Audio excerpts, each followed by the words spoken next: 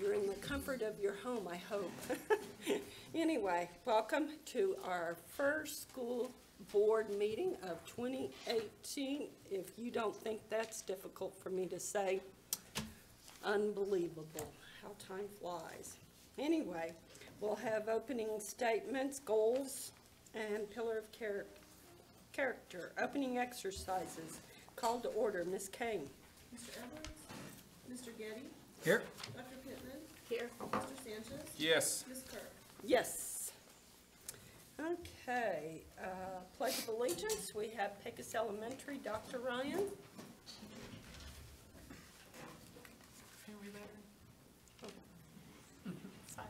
She's outside. They're outside. Well, let her in. Honest. They're in the staging area.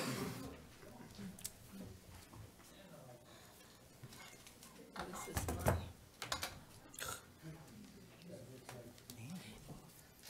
Miss Kane, Mr. Edwards is excused. Okay.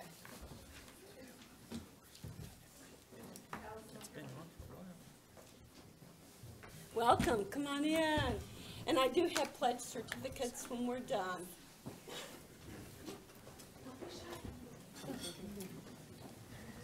Would you please stand?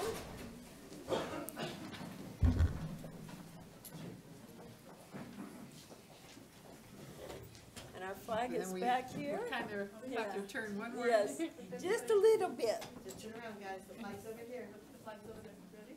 And right hand over your heart. All right. Okay. Ready? I pledge allegiance to the flag of the United States of America and to the republic for which it stands, one nation, under God, indivisible, with liberty and justice for all. I salute the flag of the state of New Mexico, the dear symbol of perfect friendship among the united cultures.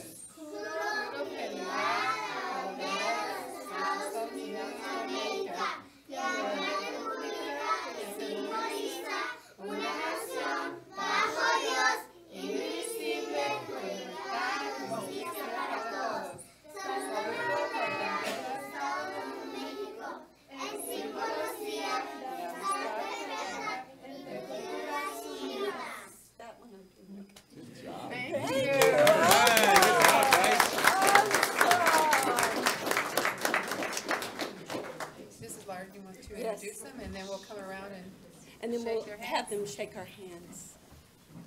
Okay, are you guys ready? First of all, I have Allison Fuentes, Jocelyn Sanchez, Samuel Salcido, Leslie Arvizu, Naomi Alvarado, Janet Montes, Tania Molina, Jesus Perez, Cesar Robles. And these are fifth graders, right? What grade are you guys in?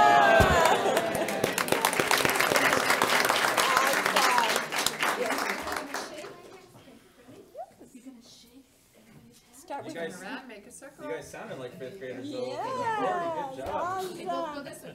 Yeah, There you there go. you go. You guys right here? Thank you, awesome job. Great job. Great job. So glad you're here. Thank you. Thank you, awesome. Did a great job. Thank you. There's those good Pecos kids. Thank you. Great, thank you. Thanks for coming. Thank you. Love your leadership. Certificates. Thank you. Good to see you, dear. And, yes, we'll stay still. And now we'll have a moment of appreciation from Dr. Tackett. So one of the things, we began a new calendar year. People make resolutions, they set new goals, and we're soon to forget those things. And we keep going forward. And one of the things that our district is undertaking at this time is the search for a new superintendent. And it would behoove all of us to keep our board members, the advisory committee that's been selected, in our thoughts, in our prayers regarding that search. that the person blessed with wisdom, with knowledge, with the determination to truly make Roswell an outstanding school district, that we would find and identify that person, and we would solicit their talents and their abilities to guide this school district forward. So if you would pause with me at this time for a moment of appreciation for our school board members.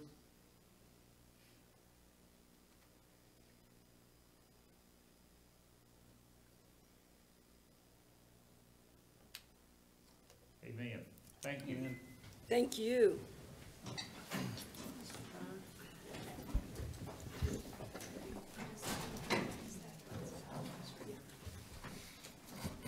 Okay, school board members, I would like us to adopt the agenda with flexibility, so may I have a motion?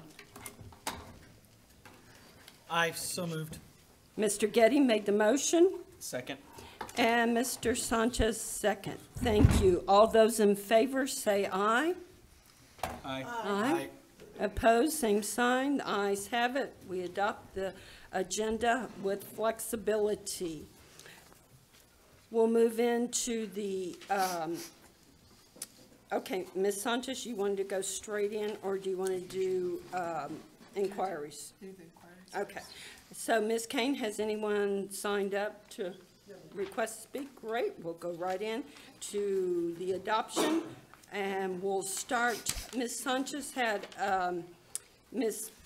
Peg Krim under Every Kid in the Park, but we won't keep you through the entire board meeting, so we'll let you go ahead and do your presentation. Thank you. Now, if I can figure this out. It's turned on? Okay. Okay. Well, good evening. Thank you very much for inviting me here. As she said, my name is Peg Krim. I work for the Lincoln National Forest out of Alamogordo. And to start with, I actually want you all to humor me for a minute and close your eyes. And think back to when you were a kid, and think back to what the fun things were that you did. What are some of your fond memories? What were the cool things you did with your siblings, your friends, your neighbors, whatever? Does anybody want to share what they did real quickly? What did somebody do when they were kids that was fun? Gila National Forest. Gila, see, I swayed you with my Forest Service stuff, but I'm glad to hear it. The Gila National Forest. What else? A lot of fishing. Fishing. Carlsbad Caverns, anything outside? So there's the common denominator. I've asked this to many groups that I've spoken to, and like 98% of the people list something that's outdoors. Are our kids getting outdoors as much as we did? No. Probably not. And, whoops, if I can make this all work.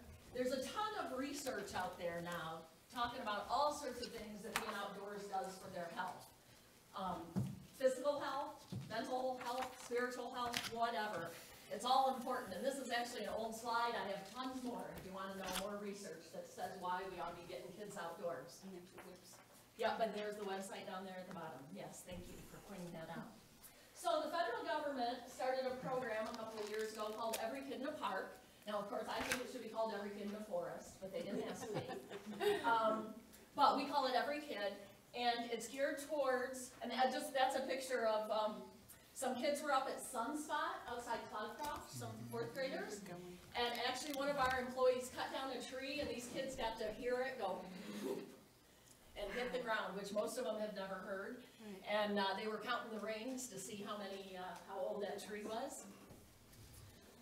The program is nationwide. It's for fourth graders everywhere in our country. And this young lady is digging through a squirrel midden. You guys know what a squirrel midden is? So there were squirrels that lived up there in the tree. You can see the roots of the tree right behind her. And they were eating the nuts out of pine cones, and then they're dropping the refuse down. And so that's at the bottom of the tree when you see this pile of old pieces of pine cones and sticks and whatever. That's a squirrel midden. So there's a couple of squirrels up there. It's for fourth graders. And these are some kids hiking at the Trestle Trail outside Cloudcroft, if any of you have been there. There's 6 different federal agencies that participate in it: Forest Service, Park Service, BLM, Fish and Wildlife, and I forget who else, but there's a bunch. And there's 3 parts to it. So the first thing that we do, we try to visit all the classrooms. We have visited about half of the Roswell classrooms, and we give the kids, we talk to them about federal land and all the federal land around here, and we talk to them about being good stewards of their land and about who owns their land, which is us, them, all of us, yeah, everybody. And we give them their 4th grade, whoops, upside down, federal recreation pass. Now these 4th grade federal recreation passes, for you or me, if we are able-bodied and under 62 years old, it would cost us $80. If I wanted one, even though I work for the Forest Service, I have to pay $80. So this is an important thing, very valuable to give the kids. So that's the first thing. We give them their federal recreation pass. And what a federal recreation pass pays for is entry into any federal recreation area that charges an entrance fee. So if they go camping or take a tour at Carlsbad Caverns, they do have to pay for that, but the entry is free. So that $20 or whatever it is can make the difference for a family going there. Whoops, what did I do? Oh, some of the places locally where they can use this, they can take their family to White Sands for free, Three Rivers Petroglyph site, the middle one is Sitting Bull Falls, the left one's Carlsbad Caverns, and they can even take them to the Grand Canyon or Yosemite or wherever it is. If it's a federal recreation area that has an entrance fee, they can get their family in for free. So pretty cool. Oh. And so some of the activities we do when we're there, we have firefighters, they show them there, all the cool stuff that firefighters wear and do in their trucks and all that. We have wildlife biologists that talk to them about the animals, show them parts of animals and tracks and whatever, help them find things. We work with archaeologists, sometimes do cool stuff, all sorts of different things. Depending who's available, we'll take the kids out. This one, we were teaching them how to use a compass. And we actually do a little activity where they have to find their way back to where they started. And the kids are so proud, they're like, oh, I started way over there. Guess what? You get to do it again. You're the winner. And then afterwards, we have what we call a sharing project, where we ask the teacher to have the kids, we want them to take some time, reflect on their experience on the National Forest or National Park or BLM land or wherever they were, and do some kind of an activity, whether it's written, artistic, acted out, whatever, and share it with someone.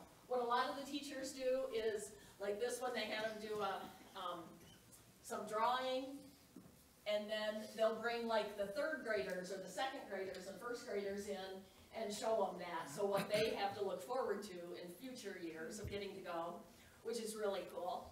And then one thing that one of the teachers, I don't remember which school it is, but it's been some schools here in Roswell, they've had their 4th graders, they've borrowed my compasses, and the 4th graders have taught 1st graders how to use a compass. Now, I'm not even sure I'm brave enough to teach a 1st grader how to use a compass, but hey, they do it, and the teacher said they did a great job. So that was pretty cool. This is some kids from Nancy Lopez in the bilingual program, and they were talking to the younger kids, and they made little diorama things there, and we're talking to the kids about their trip to the forest. And I think oh no, it'll come up, I remember. And that's another, I forget which school it was last year. They went to White Sands. So on the bottom half there, that black paper is they made a mural of White Sands with chalk. And then they also had them write something and do the pictures, and then they brought the 3rd graders up and explained it to them. Cool. And so, and I don't know, what school is that? That's one of your schools, I think. It's probably Sunset. Sunset? It might be. Yeah, I've worked with so many schools now, I can't keep them all straight.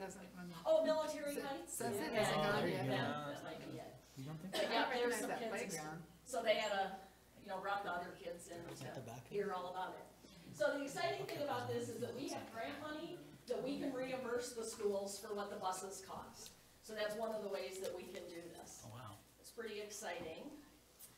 And so, my objectives are to expose the kids to the outdoors, give them a positive experience. Hopefully they'll learn a few things.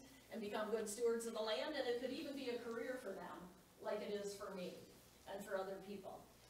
It's most satisfying to me when these kids write thank you notes and do stuff, and they say, this was the coolest field trip we've ever been on.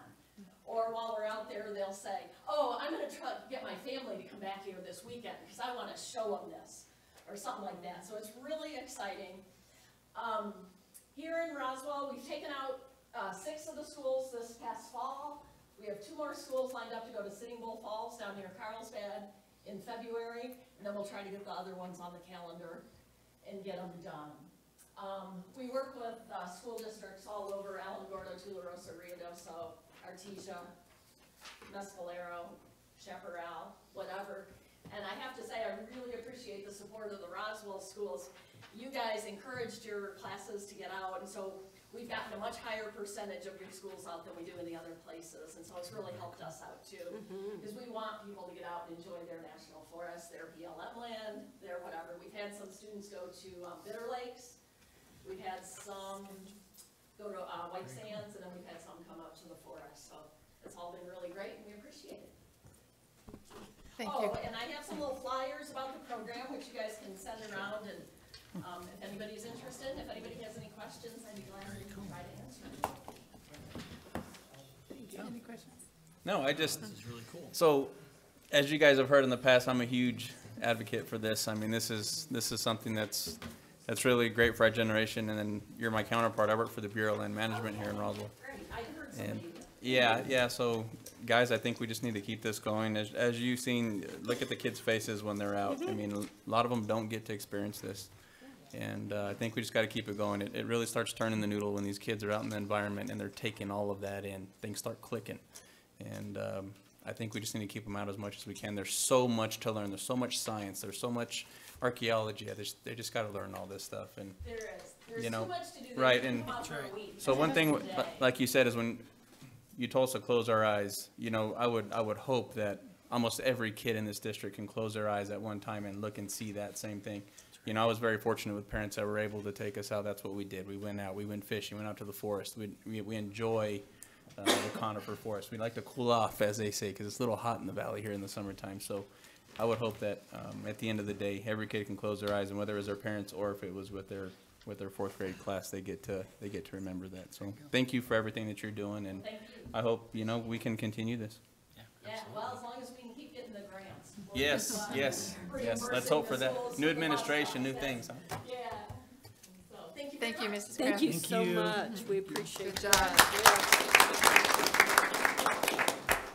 So members of the board, Madam President, in your packet, we have given you the list of all of the schools that have already been to the sites, and then we have a few more schools that will finish up in February and March. And at the end of that, every 4th grade class would have experienced one of these field trips. So thank you, Mr. Sanchez, for bringing that to us and making us aware over the years. And Absolutely.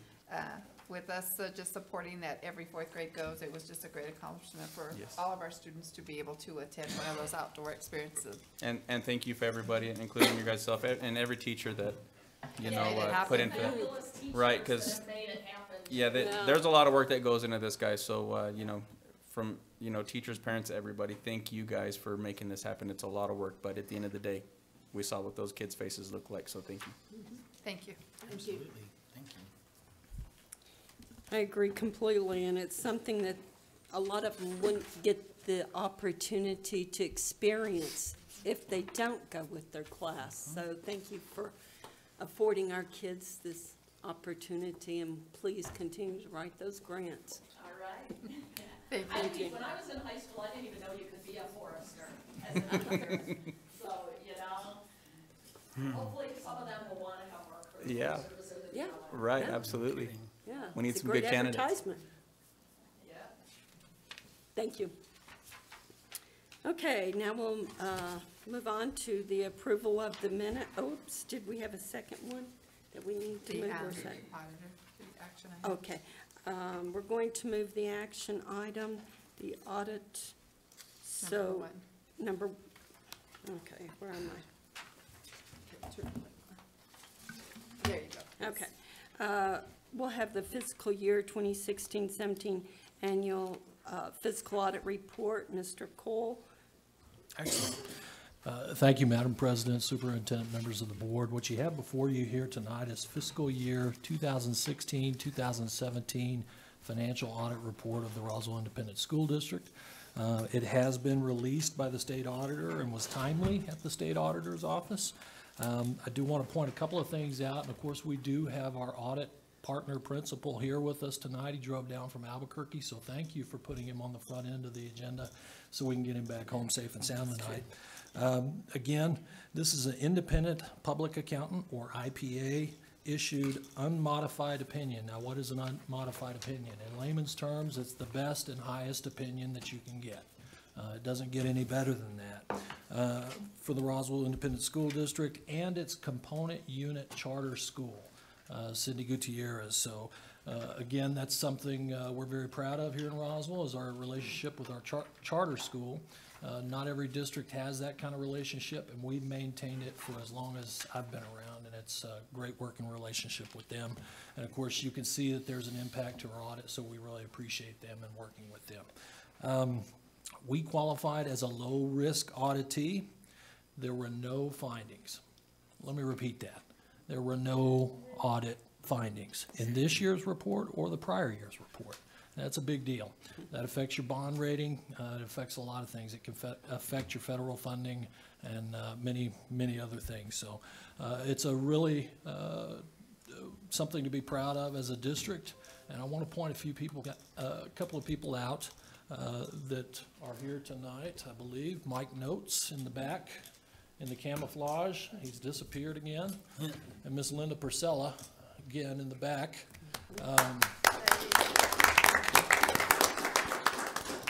I can promise you that this audit wouldn't be this clean without those two, and I owe them a great deal of thanks, and I believe the district owes them a great deal of thanks for holding all that together last year, and thank you guys. And with that, I won't steal his thunder because he's prepared our presentation. I have Mr. A.J. Bowers, our principal partner with RBC Group. Mr. Braggs, if you're ready. Okay. Thank you, Chad. Thank you, school board members. I appreciate y'all hosting me this evening. I do want to say thank you. So again, my name is Alan Bowers. I go by AJ. I am the audit partner out of, it is now CRI. We'll get to that at the end, but RPC is what this was actually issued underneath. So we'll go through a few things here. I do want to apologize. I didn't go to a great school like Roswell. I went to APS, and I have a typo on my thing. So I can't get this one turned on now. It's all right. It's probably me.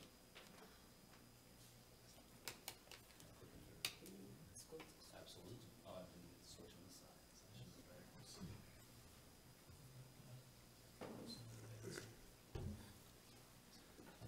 Mr. Braggs, if you'll advance one, I would advance. Okay, go back to the previous, did I just do it now? I'll give you a thumbs up every time. Okay, so this is the timeline. November 31st doesn't exist. So like I said, I don't know what I was thinking there. I'm assuming that I meant 13th because that's when it was submitted to the state auditor's office, and I just did have that typo. But we're a new audit firm this year, so the state auditor's office does require rotation after 6 years. So as we were the contracted independent auditor, this is kind of the timeline that it takes in order to do one of these audits. So the engagement letter was signed actually in August. We were contracted prior to that, so we were actually able to begin kind of the work within July. We were on site the weeks of August 15th and the week of September 15th. The independent auditor's report is actually dated November 10th, and that's the same date that we had the exit conference. And then it was submitted on the 13th, which is before the regulatory deadline of November 15th. The other couple steps that go in there is there's an okay to print and maybe a couple of changes, and then they released the audit, and it was probably released about December, I want to say 18th in that time frame. And then actually just today was the certification for the data collection form for the Federal Audit Clearinghouse for the federal piece. So just so you're aware, kind of these projects take a long time, so I just want to thank the team because it can be a very invasive process in order to go through this. And if I could chime in just real quickly, because I forgot, I got in such a hurry on the front end. As Mr. Bowers said, this was their firm's first year auditing us, and I need to brag on him and his team because first year audit is difficult. You're learning the client, you're learning their books, You're learning all this background information. You're requesting information from the previous auditors. So it's a large tree to get your arms around first year. Year 2 always goes a little smoother, and year 3 just like that. But for them to come in and do the job they did and the time they did and the things they had to absorb, just kudos to them, outstanding work, and they were outstanding to work with. So thank you, sir. Thank you. I'll relay that to the team because it's really them, not me. So financial statement highlights, we'll just go through a few things. So the statement of financial position. Now this here, what we're going to go over when it numbers-wise, it doesn't actually have the charter school in it. Now understand that the charter school is part of this financial statement and their numbers are in here, but for the purposes of tonight, these are just the district's numbers that we have up on the screen. So total assets and deferred outflows were up $6 million from the prior year. And that's kind of district-wide. So when we look at basically your balance sheet, how do we look at the end of the year on June 30th? They were up about $6 million. Now the changes in this is related to the pension items and this deferred outflows. And so I'll go through all the pension pieces here in just a moment. The total liabilities and deferred outflows were up over $6 million from the prior year due to the pension liability. So in the current year, that net pension liability is estimated to be about $121.8 million. So what that is that's your proportionate share of the ERB liability that's up from the state side. Okay, so that sits on your books, and then they have these categories called outflows and inflows, and it's not really an asset or a liability. They're these fluctuation categories because that liability it's a 2017 financial statement with a 2016 liability generated with 2015 information. So not only were we testing this year, we had to go back 2 years to test the information that goes up and is reported to ERB in order to come up with those pieces. Education Retirement Board. Yeah, to the ERB. So just knowing what those are. So really, the financials themselves are pretty consistent year to year. Your changes are going to be related to those liabilities. And as the market's good and outperforms, the liability decreases. And as the market doesn't outperform the expectation, the liability increases. And just changes run year to year through these inflows and outflow categories, okay? Net position is consistent from year to year at $33.5 million in the current year. One thing that I want to point out is GASB 75 implementation will affect this next year. Okay, so what that is GASB 75 is the state retiree health. That now hits the liability just like the net pension liability did. So this year, and I haven't looked at the final report, they implemented 74 at the Retiree Health Care Authority, and that proportionate liability will then transfer down to all the participants next year. Okay, so as 68 has, when it comes to the financial, like paying attention to what's going on with your numbers when it comes to net position and pieces like that, that's what the bonding folks are looking at. So just knowing that that's something going forward that will affect those types of things. When 68 first came out about 3 years ago, the bonding folks they said it probably wasn't going to affect their ratings a whole lot. Well, guess what? It actually did. So I don't want to say that it's not going to change something. So it's just a matter of managing it going forward. Statement of activities. This is your income statement from year to year. Again, district-wide. Revenues were consistent. So there was no standout item that really changed a whole lot. Total expenses were up over $5 million, but that's the recognition of the net pension liability portion. So just knowing how those really affect your numbers. So all the changes you can see are related to these estimates, okay? Current year decrease in net position was $839,000. Prior year was an increase of $4.4 million. So just kind of seeing the changes there. Again, that from 4.4 to negative 0.8, $5 million related to the net pension liability. Your general funds. GASB 34 has a calculation in there. So you have your general fund itself, the decrease, you had a decrease of close to $8 million. So there was a $6 million due from the capital project fund. So you had a cash balance change of $8 million from the prior year. So the capital projects funds actually owed the general fund $6 million because it had been moved over there, and then it was actually moved back. So your change wasn't substantial outside of that. Obviously, there was the SEG funding cuts and pieces like that, which would have affected your cash balance with the cash sweeps. The financial statement presentation, the major funds were consistent as the prior year. What we determined, what is considered major, is anything that's over 10% of the total category. So if it's 10% of assets, liabilities, revenue, or expenses, under the GASB calculations, those are considered major. in the current year, school nutrition and IDEA B were not major funds as they had been in prior years. So that's just a little bit of a change. So those statements, if you're looking for them, are actually reported after the notes and they're supplementary information. They're just not before the notes. So, okay. So just knowing that that financial statement presentation has changed.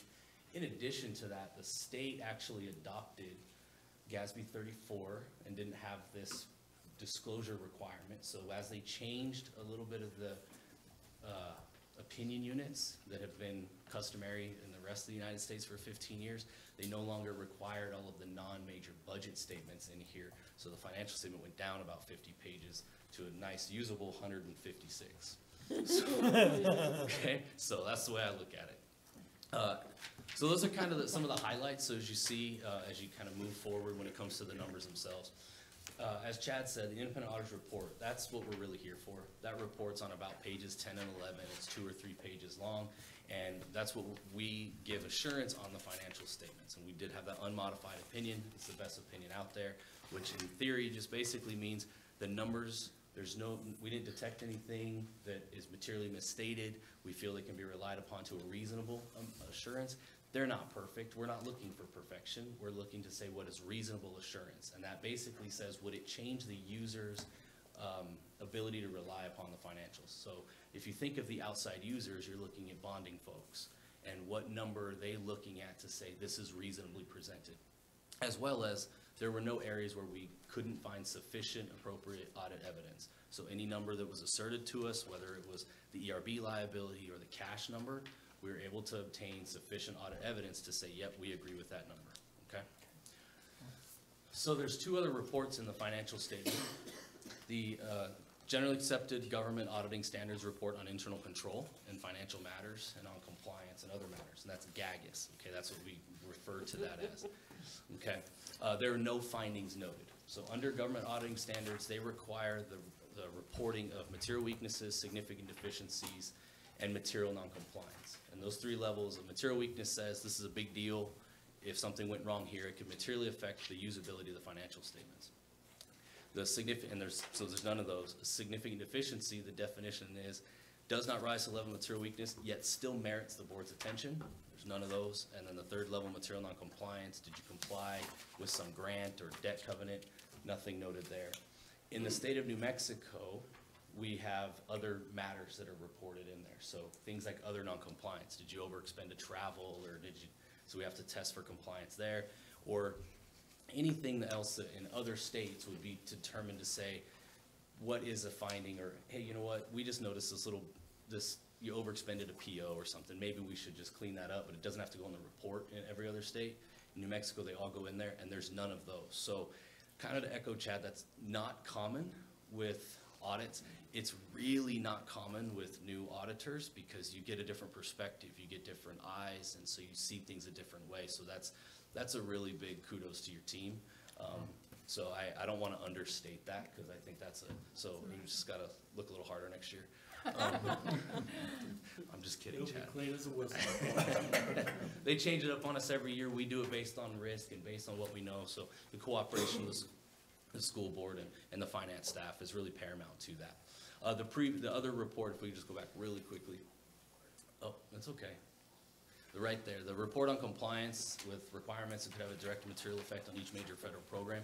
This is related to the single audit. So as the school district spends over $750,000 in federal awards, we have to do an audit over major programs. So we have to render an opinion on all the compliance requirements and render with the same kind of reporting, non-compliance, material weakness in internal controls, and significant deficiencies in internal controls. We noted no findings and an unmodified opinion with all the compliance requirements with those 2 programs. So on this next slide, we tested the IDEA B cluster. So as you can see, the A, B, C, all of these different requirements, these are what are considered direct and material compliance requirements. So we have to test transactions related to every one of those in order to render an opinion to say, yes, the district is spending it properly on allowable costs, they're managing the cash right, they're spending in the period of performance and all of those.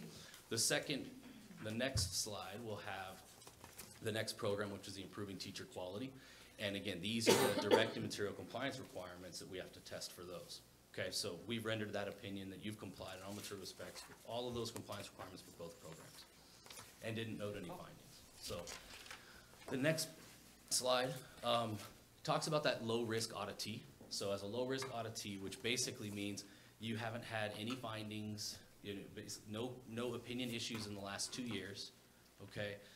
Low risk as an entity. So there's different federal dollars that we have to test. Those 2 programs were the ones we had to test in order to meet the coverage, and that was 21% of the federal expenditure. So of the millions of dollars that were spent, we audited 21% of them in compliance with those low-risk auditee numbers, and their 20% is what the number is. So we were right on that threshold, because it doesn't mean you could have been 20%, and if the programs that came up as through the risk assessment, we could have tested 80%. So it's just a matter of we have to do a risk assessment on the entity, so that's where you fell, and then we have to do a risk assessment on every program as well, and that's what the ones that we tested, okay? So again, no findings in the prior year. You guys are doing a great job. I know there was some, changes and stuff within the district, and to keep a clean bill of health is always good. So really, in conclusion, we just want to say thank you. We do have an office here. I do come out of Albuquerque. I am the audit partner that oversees basically anything with school districts and higher education and those types of things. So you always have an office just down the road. I can actually pick up their Wi-Fi signal from here, so we're really close. So you can, there's always someone here to help you. We are local to the community. We love to give back to the communities that have made us who we are, and so we want to thank you for that. The team has been great. With that, like I said, our report is issued under RPC. Everything is under RPC. Our firm, as of October 1st, merged into Carr, Riggs & Ingram. We talked about this more at the exit conference, but just knowing what that name is. So nothing really changes as it comes to who services your account or anything else. It's still serviced by the same team. It's still serviced by the same partners. It just gives us this larger resources network across the southern half of the United States. We're the 19th largest firm in the country now, so and they span about 10 states. One thing that I want to say that gives testament to, we've been working with them on a variety of projects over this last year, and they actually made our managing partner, Ray Roberts from RPC, he is now head of government for Carr, Riggs & Ingram. So the head of that national firm for the government department is in our office and runs through Ray, myself, and my other partner. So it's kind of it's an honor to be able to be thought of that well. So we were very appealing because of the expertise we lend in those areas to that firm, but to be able to pull the resources that they lend has been very nice to bring that in other communities. So cool. With that, what questions do you have for me?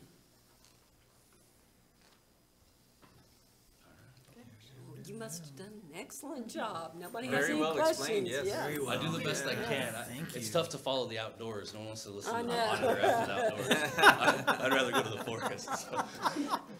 But I appreciate it. Thank you all very much. Yes. Thank You you. have my contact on there. If there's ever any questions, please feel free to call us. We're here to help you. We want to be an advisor and work with you. We're part of your team. We value it, our relationship that way, so always reach out. Thank you so much, Ajay. And it was a pleasure working with you. Madam President, members of the board, I would just also like to thank AJ and his team. The collaboration that we had from the district team and his was a smooth transition, and I can't say that it was anymore. It was an amazing opportunity to go through with the first audit with a new auditing firm, and serving as your interim superintendent, it was the most pleasurable opportunity to go through an audit like this. And then on the other hand, I would like to thank Mr. Chad Cole and his team for doing an amazing job in facilitating the process and making it a no-finding audit. With that, I'd also like with the team, federal programs, the instruction office, special education with the programs that they were auditing, to do a great job in keeping a clean set of books, and to our administrators out there to make this possible, for following all the rules that the business office puts out for them, and the guidance and direction and support that they provide throughout the year, so that our Roswell Independent School District has a strong no-finding audit. So with that, Madam President, members of the board, I recommend approval of the fiscal year 2016-17 annual financial audit report. Thank you. May I have a motion to approve the fiscal report for 2016-17 annual financial audit report? So move. Ms. Pittman made the motion. May I have a second? Second. And Mr. Sanchez, second. All those in favor say aye. Aye. Aye. Pose same sign. Ayes have it. Motion carries. Thank you so Thank you. much. Have a safe And awesome job. Thank you, Mr. Cole and your team. I'm so impressed. Okay, now we'll move back to, we'll move back to the approval of the minutes, and Ms. Sanchez. Madam President, members of the board, I recommend approval of the minutes of the regular meeting of December 12, 2017. Are there any corrections or deletions to the minutes? I did note one correction, and I spoke to Ms. Kane about it. It's changing a Mrs. to a Mr. But other than that, that's it, so. Too many Sanchez's on the numbers, huh? Well, it's easily done. So, having made those changes, I'll accept a motion for after the correction, for the December 12, 2017 minutes. So moved. Mr. Getty made the motion, second, Second. and Dr. Pittman made the second. So, all those in favor of approval of the minutes for December 12, 2017, aye? Say aye. Aye. Pose, same sign. Ayes have it. The motion carries for the minutes of the regular school board meeting of December 12, 2017. Now we'll move on to action items. Number 5, we already did the fiscal year. Yes, we've already done the number 1, so we're moving on to number 2, the RHS Orlando choir trip donation. And we have Mr. Hunley. It's yours. Mr. President, members of the board, we had some of the chaperones going on the trip, gave a donation of $1,700 towards the trip, and I just need to get you to approve that. Madam President, members of the board, I recommend approval of the Roswell High School Orlando Choir trip donation. Any questions? Nope. Okay, I'll accept a motion. So moved. Okay, so Mr. Sanchez made the motion, and do I have a second? Second. And Mr. Getty made the second. So all those in favor, say aye. Aye. Aye. Opposed, same sign. Congratulations. All the ayes have it. Motion carries to approve the RHS Orlando Choir trip donation. Good luck. Number 3, the RHS Key Club trip request. Ms. Sanchez. Madam President, members of the board, I recommend approval of the Roswell High School Key Club trip request to Chandler, Arizona for the Southwest District Convention, April 13th through 15th, 2018. Any discussion? Having heard none, I'll accept a motion. So moved. Mr. Sanchez made the motion. May I have a second? Second. And Dr. Pittman made the second. All those in favor, say aye. Aye. Opposed, same sign. Motion carries to approve the RHS Key Club trip request to Chandler, Arizona for the Southwest District Convention, April 13th through the 15th, 2018. Ooh, that's... Okay, number 4, the RISD 2018-2019 school year calendar. Ms. Sanchez. Madam President, members of the board, in your board packet, we have given you all of the calendars. The board did, Superintendent's Advisory Council was again involved in the process, so every school had representation. Selecting the calendar that we are going to bring to you today, I would like to say that. I didn't get it. Okay. They're in the email. Oh, on the email, okay. I didn't find it. That's why I was asking. I have draft D. Do we have any extra copies? Here's draft D. Draft D was selected. We can. Oh, draft No, E. wait. I'm sorry, draft E. This is already, because my email had 4, Thank you so and much. this is the one the teachers wanted. Yes. And can you give us a, I don't have it in front of me, I don't think it is in here. Board packet. Here's the board. Thank you, Holly. Thank you. Thank you. Did everybody get a copy? Uh-huh. So this is the first reading, the Superintendent's Advisory Council with the majority of the 15 out of 21 schools selected draft D, and so this is the first reading. And I'll stand for any questions.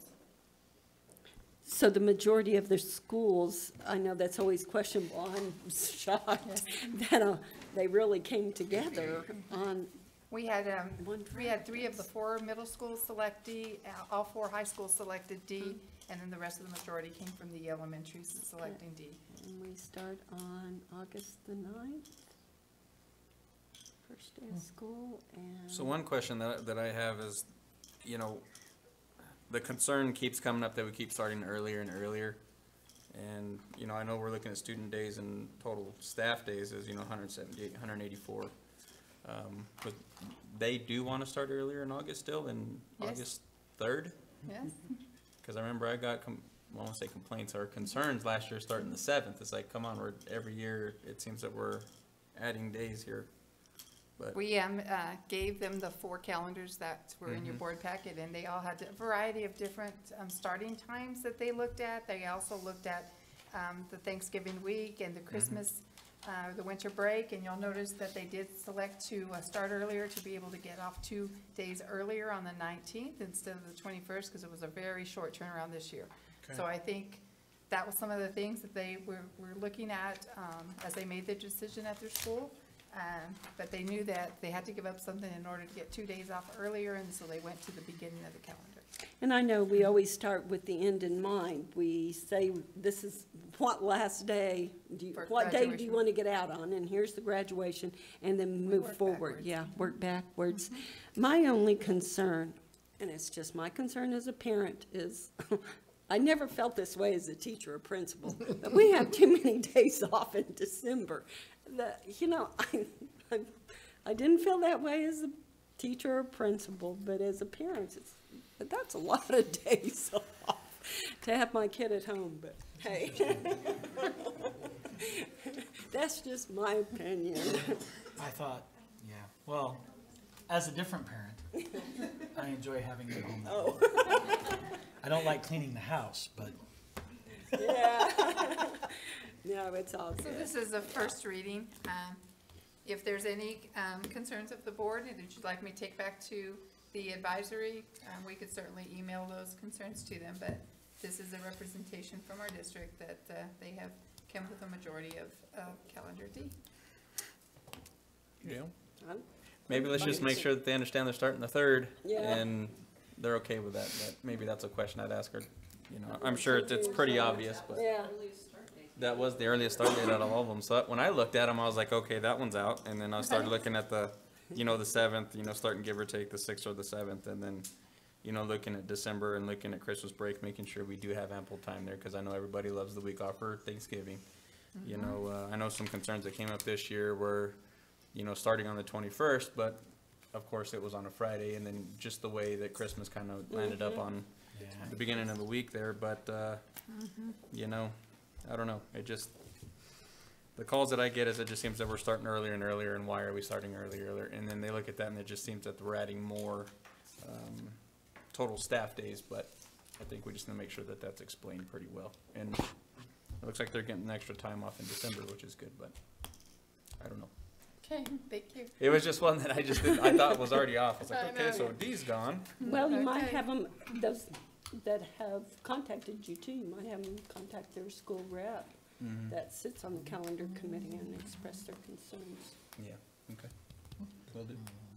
Okay, that was first reading, so we don't approve, so we move on to the RFP number 18-07, professional development for English language learners.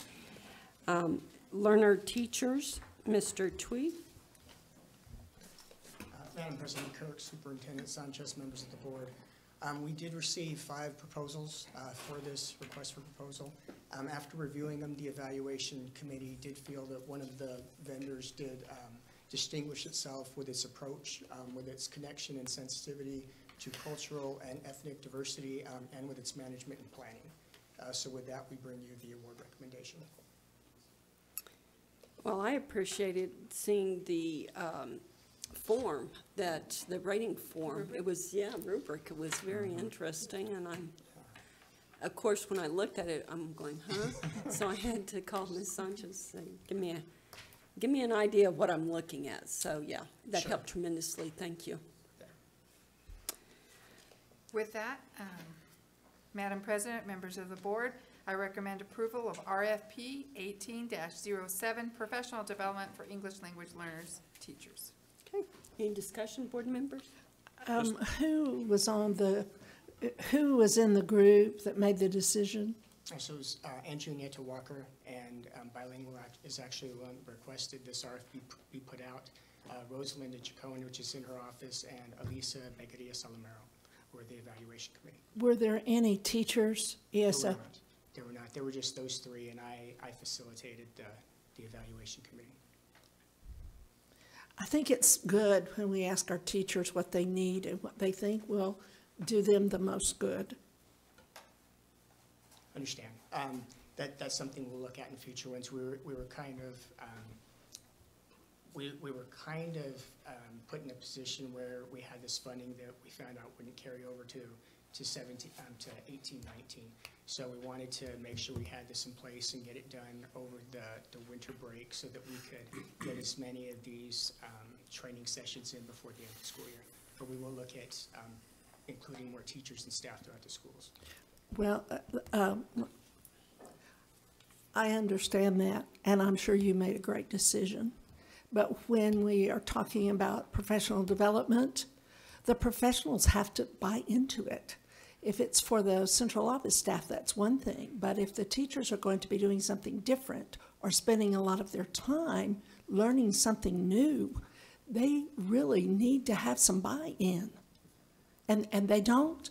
The teachers in our district and every district I've ever heard of do not like top-down decisions. They like to be part of the decision-making body, just like our calendar. Madam President, members of the board, the RFP that we're going with tonight that we're asking for approval, we brought in on the 10th to do some training for both Missouri Avenue, and we do have Mr. DeSoto here, and also with PACUS with Dr. Ryan's staff. I believe when you see the next report on professional development, the feedback that we receive from those staff members are going to be way and beyond the need that we need to provide support for our ELL teachers. I also have attended training by John Consvick, and he's an amazing TESOL endorsed individual that will be continuing to bring great success to our teachers that do not hold a TESOL endorsement. And yes, we will bring teachers in to add to the committee. I always think that's a great thing to have. This is just some extra support that Ms. Nieto Walker's already working with a group of teachers from the bilingual support that we'll be using for the 18-19 school year, that will be working in specific areas once those needs have been determined by those schools. So this, okay, let me get this straight then. So this is a organization, or this professional development is already in place or had been in place in 2 schools? We've used John Consvick's in a couple of times already in the school district with some of our teachers. Okay. It was so successful that when we brought him in the first time, Dr. Ryan and Mr. DeSoto saw that the results from the professional development were that of high quality and asked to bring them to their 2 schools. And with that, with the success that we've had with prior experience, these 2 schools this year, we believe the rest of the teachers that could use the support to support their EL learners, we thought it was a great investment to share with the other 10 schools that will be participating and a teacher from Goddard High School. Okay, that makes sense then, okay. Dr. Pittman, does that help just a little bit knowing that? I just hope that in the future that central office administrators who are doing something that's going to affect classroom teachers, that classroom teachers will be involved in decisions. And I'm sure the decision is fine. I'm not saying it isn't. I'm just saying that as a former classroom teacher, I think it's good that we get the input because they're with the kids. They know what they need. Okay. Any other discussion? Okay. Now, may I have a motion to approve the RFP Number 18-07, professional development for English language learner teachers. So moved. Mr. Getty made the motion. May I have a second? Second. And Mr. Sanchez, second. All those in favor, say aye. Aye. Aye. Pose same sign. Ayes have it. So we approve the RFP for 18-07, the professional development for English language learner teachers. Thank you so much. Great job, thank you. Comprehensive Support and Improvement Schools Competitive Grant Application, University High School. Ms. Sanchez? Madam President, members of the board, this is from our last discussion in December when we identified the schools that needed comprehensive support in our targeted assisted schools. You're going to be hearing tonight from the principals that are going to just highlight some things in the application that we are applying for. Both of these targeted assisted schools and the comprehensive school that Dr. Cottrell will talk about tonight are competitive awards. They're not guaranteed awards. They have worked diligently with their mentors and support to get this application put together. So I've asked them to briefly go over their application, what they're going to be applying for. And we'll keep our fingers crossed that with this funding comes through that we'll be able to provide the support that these schools are asking for. So at this time, Dr. Cottrell. Yes, thank you. Madam President, Superintendent Sanchez, members of the board. We are classified in one of three categories that the state of New Mexico was looking at under the ESSA, Every Student Succeeds Act. And we were identified as the Comprehensive Support and Improvement School. We are one of 86 schools identified by the state of New Mexico in 32 districts. And with that, and how we became identified is we were, of those 86 schools, we had a graduation rate in the last 2 out of the 3 years of below 67%.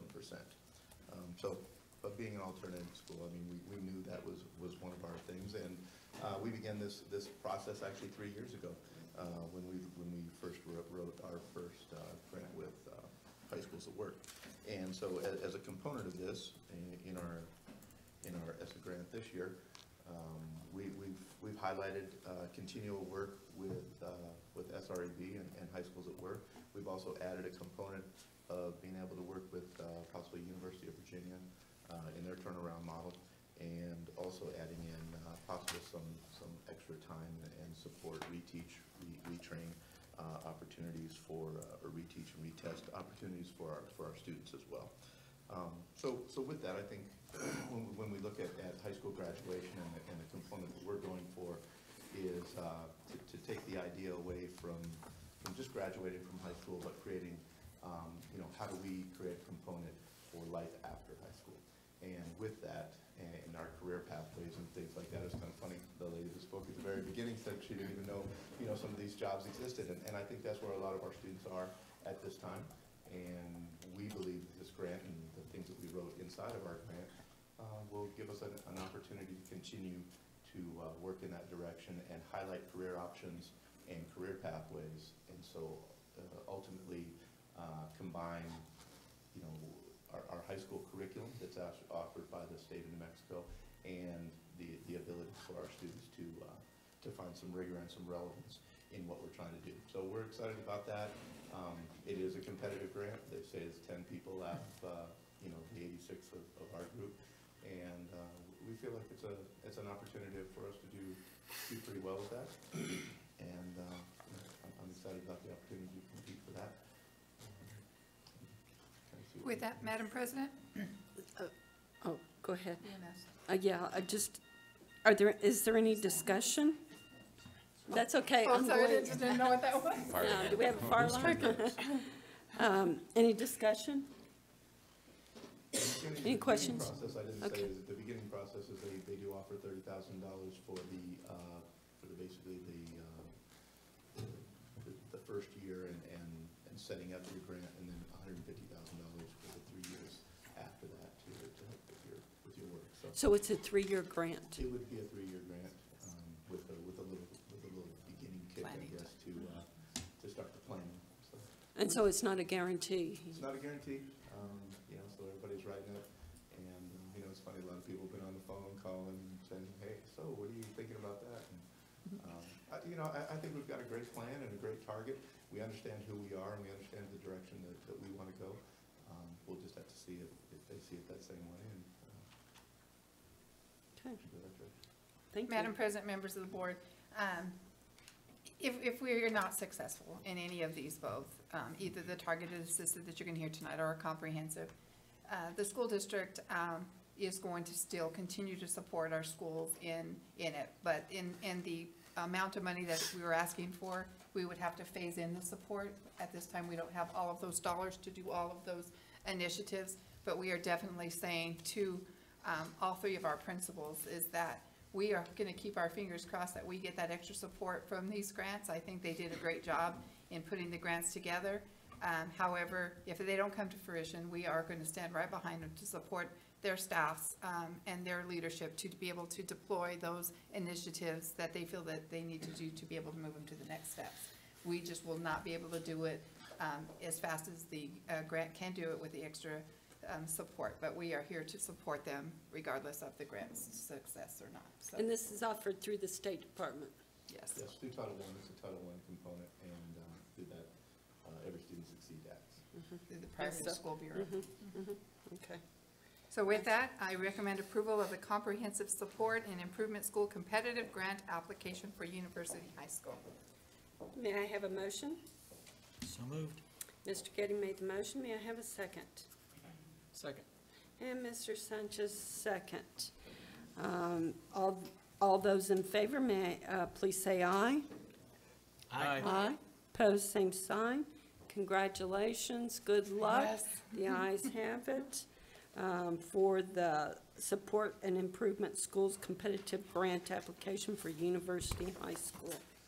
Targeted Support and Improvement Schools Grant Application for Nancy Lopez and Sierra Middle School. Ms. Sanchez? Okay, Madam President, members of the board, you're going to hear from Dolores Ingram, Principal at Nancy Lopez, talk about her Targeted Support Improvement Plan, grant application, and then when, at the conclusion, we'll stand for any questions, and then Mr. Ralph Matha will talk to you a little bit about his application as well. So with this time, Mrs. Ingram. Madam President, Superintendent Sanchez, members of the board, thank you so much for having us. Nancy Lopez Elementary is a targeted support and improvement school. We have one low-performing subgroup of students. As defined, the subgroup is performing as poorly as all students in any of the CSI, Comprehensive Support and Improvement Schools. TSI schools were selected if one or more student subgroups were identified as performing below the CSI benchmark of 26.60. Our subgroup at Nancy Lopez is our students with disabilities performing at 23.67, which was below the 26.60. With our school grades in 2014-2015 a C, 2015-2016 a D, and 2016-2017 an F, that puts us in the category of TSI. With that, one purpose of the initiative is to target interventions and supports for students so that they attain the necessary literacy and math skills for success in the middle school and beyond. Nancy Lopez Elementary will do this by partnering with Teacher Creative Materials to provide 16 days of coaching and support school-wide to teachers and students with exclusive time set aside for our special education staff. The second purpose of the initiative is that we will be addressing is providing expanded access for personalized learning opportunities, including high-quality tutoring. Nancy Lopez will do this by inviting students entering 4th and 5th grade to attend an extended school year, 2018-2019, beginning 25 days of targeted instruction prior to the regular school year. Priority enrollment will be given to students with disabilities. And our last bullet point is training for highly effective and exemplary mentors. These teachers will become teacher leaders who will be responsible for providing embedded tutoring within the school day, servicing our lower achieving students. Do you have any questions? Yeah, Ms. Ingram, just one question. I don't know if you have the data in front of you, but I'm going to ask the question. And if you don't, that's fine. Okay. Do you know what your population of students with disabilities? Our SPED population is 25%. However, I believe that the data that the state took was not including 2 of my self-contained classes. because those students are on the ALT assessment in 3 through 5, and then K through 2, they don't qualify for the ALT assessment until they enter 3rd grade. And that's huge. That's a huge Yes, ma'am. population, so I understand your dilemma. Thank you. You're welcome. Can we do Sierra and then I'll do, since they're put together. Madam President, Superintendent Sanchez, members of the board. Sierra Middle School has been identified as a targeted support and improvement school. I'm sure you've heard this many times before, based on subgroup performance below the comprehensive support and improvement benchmark. Sierra Middle School has identified 2 subgroups, the African American population as well as our English language learners. Sierra Middle School will apply for additional funding through the District Student Services Grant. The purpose of this initiative is to provide expanded educational options for students and schools. More specifically, the program intends to support the following outcomes: create opportunities for students to participate in courses not otherwise offered, expand access to innovative CTE and post-secondary courses, target interventions and supports for students in reading and math, provide expanded access for personalized learning opportunities, including high-quality tutoring. Specifically, Sierra Middle School is requesting funding for the following initiatives: tutoring services in math and reading, as well as after-school tutoring, Saturday school, and a 16-day extended school year during June. ELA and ESL coaching embedded into the regular school day, hands-on TESOL training for all staff, collaborative CTE workshops for students 1 Saturday each month, high school ready skills-based curriculum through Middle Schools at Work, SREB, and an on-site instructional coach. Implementation of the parent academic teams. Whenever I first brought Dr. Pittman's grant to this school, they were very excited for the opportunity. We're ready to go. Any questions? Saturday school? Yeah, we're all for it. As it is, what it is, what it is, Madam President, is we have Saturday school now, but it's a penal type of situation. So why not take that opportunity and start to make it penal in order to help extended school day start backfilling some of these skills that these students need to have. You guys are all aware, math, if you miss one concept, the next concept becomes more and more difficult. Middle school, teaching middle school, you know, middle school is probably the last best opportunity that we have to get these students to succeed in high school. There's such a drastic drop-off between 8th and 9th grade, and 9th grade is when we lose these kids. So the earlier that we start with these interventions and these processes, I think the better opportunity we have to get these kids to stay in school and graduate. May I make a comment? Yes. Yes, ma'am. Mr. Mata, you're serious. You want these kids to learn. Absolutely. That's our vision. They're at Sierra to learn. Very good. It's evident. If your teachers are willing to be there on a Saturday to teach, give up a day. My teachers will do whatever is necessary to make sure those students succeed. obvious. I believe that. We look forward to seeing the results. So I have a question too, and it's regarding, Sanchez. well, it's not for you specifically. Mhm. So I guess it's just kind of learning, you know, a little bit about this program. You know, what collaboration happened to get us here? You know, so starting from somebody like, you know, it looks like it was originated by Mr. Tackett's office. How did you guys get there and collaborate with schools like this to make this decision on? What happened is that I do it? received a phone call from Mrs. Sanchez said, well, kind of happy, kind of sad. She was, your school has been chosen because of its status, Has been lack of a better selected. word, to participate in the program because your some of your subpopulations at that time, we did not know what subpopulations they were referring to, were not making the gains that was needed. But the good news is that there's some additional monies out there that you guys apply for. I just wanted to give you a heads up with that. We'll know more and we'll give you more information as we proceed. As the information started coming in, Mrs. Cole has been instrumental in helping us with this. We've been working with Mr. Tackett, Mrs. Cole. As soon as I got the information, I went ahead and included my staff saying these are some of the possibilities that we might do. We started off saying, well, great, we could buy more computers, but as the program continued, it was more student service oriented, so that's where we shifted the direction. So it's been an ongoing collaboration. I'm sure there's still some things that we need to find out, more things that we need to learn about the program, but that's just where we're at right now. Right. I guess that's kind of where I'm at, you know, give me the 10,000-foot view on how did we get here, what is So it if- about, and then, you know, we can go to the individual schools. Well, I can tell you, Mr. Sanchez, about 25 years ago. I know, when we were target assisted, it was, back then, it was just Title I, correct, Mr. Tackett? No funds were tied to improvement. We were told we had to do it, no funds. So whatever we as a school, it came down to the teachers, my staff, my staff, and we did the exact same thing. We did after school with minimal resources. So I commend you, and I commend you for having your schools apply for this grant. I know it's not a given. Swallow a bitter pill, yes. Yeah, I know it's not a given, but gosh, bless your heart. Thank you so much. Is this your first or second year? First year. First year at Yes, ma'am. Sierra. How about you, Ms. Ingram? First year. Well, congratulations to both of you for stepping out and doing something. Thank you. We appreciate it.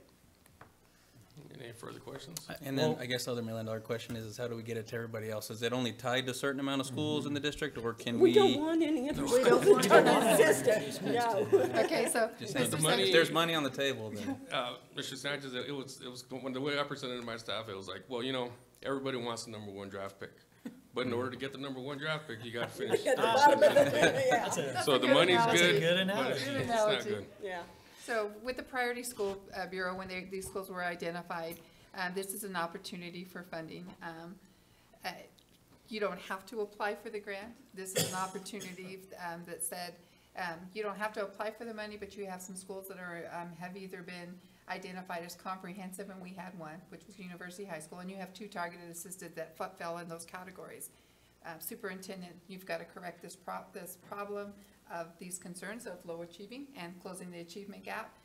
However, we are providing this grant application for your district to take part in, and these grants are very specific in what we can apply for and be able to support our schools and meet the needs of our teachers and our principals to do some creative things outside of the box within the guidelines that they have provided for us. So you heard several times talking about extensive highly qualified tutoring, very strict guidelines on who can do that. It's no longer just send it out for tutoring. So we're looking for highly effective and exemplary teachers, and if you hire somebody, they have to meet certain specs to be able to even do that. So they're looking for the very best of the best to be able to perform to our students to close the achievement gap. So it's either with or without the dollars. We have been identified with the district with 3 schools in need of support, and this is one opportunity the PED is offering to us. So the principals graciously and the mentors have taken the short notice that we have to get this information together, to talk to their staff and figure out what are we going to do as a leadership team to be able to close the gap with the subgroups that they identified this evening, to be able to close those and to continue making that student achievement that they are rolling out in their 90-day plans. And then maybe with the RFP that we just approved with the We're going to be using some of that. yeah, they For could be support. support. Awesome. Where, is this federal money or is it state money? Okay.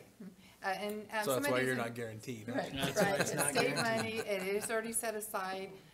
The federal government did give the state, I think it was a 3% set aside to be able to provide this through the federal dollars through Title I. So the PED in the big picture will be getting their Title I allocation. Out of that, 3% of that will go for comprehensive and targeted assisted.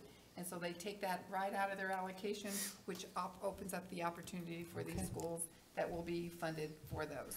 And those that aren't funded, it's up to the school district to be able to provide the support as we continue to move forward to close the gaps. Good luck. Thank you. So with that, Madam President, members of the board, I recommend approval of the targeted support and improvement school grant applications for both Nancy Lopez Elementary and Sierra Middle School. Now I have a motion to approve. So moved. Mr. Getty made the motion, And a second. and Mr. Sanchez second. All those in favor say aye. Aye. Opposed, same sign.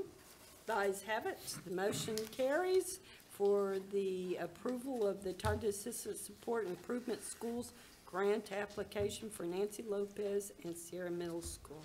Awesome, thank you. Thank you. Now we'll move on to the consent agenda for approval of December bills. I Ms. have a Sanchez? question. Oh, okay. Mr. Cole, Ms. Sanchez, I saw 3 items I need an explanation for, please. On page 3, 132,532, page 110, 132,427, and page 138, 132,845. I couldn't trace those using, and I don't have that with me because, I don't know, my computer's not working like it's supposed to. Thank you. Oh, thank you. I don't have to look on my, No, you my don't use- computer's not working, so I'm trying to get it on an iPhone. It's Mr. Cole. Oh, Yes, ma'am. So, Dr. Pittman, thank you in advance for the question. You gave me some time to work on it. I Yes. was a little booked up with some administrative meetings and other tasks today, so I didn't get to it until the afternoon. And I wasn't able to call those individual schools that come into question on those particular bills. But with regard to check number 13532, page 3, $48.99 to Albertsons Market. that's right. That account number is 90,000, 9,000, 32,100, et cetera, et cetera. So that 90,000, I believe part of your question was you hadn't recognized that account. That's an activity account. Right, that's right. Okay.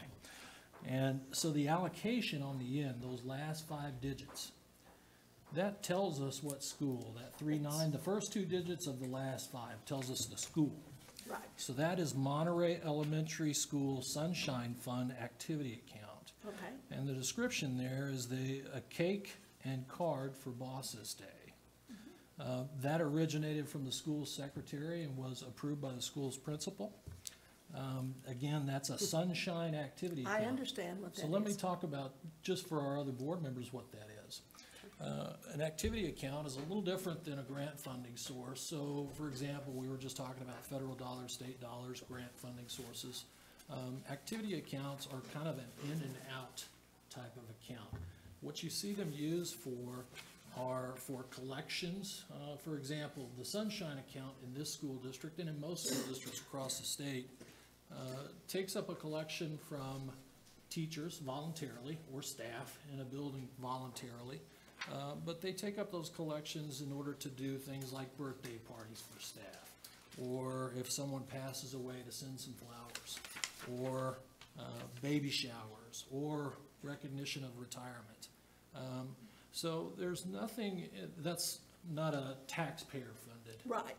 fund. That's actually it either comes in through fundraising or donations or contributions from staff. So in this particular case, those deposits into that account were collections from staff into their Sunshine account.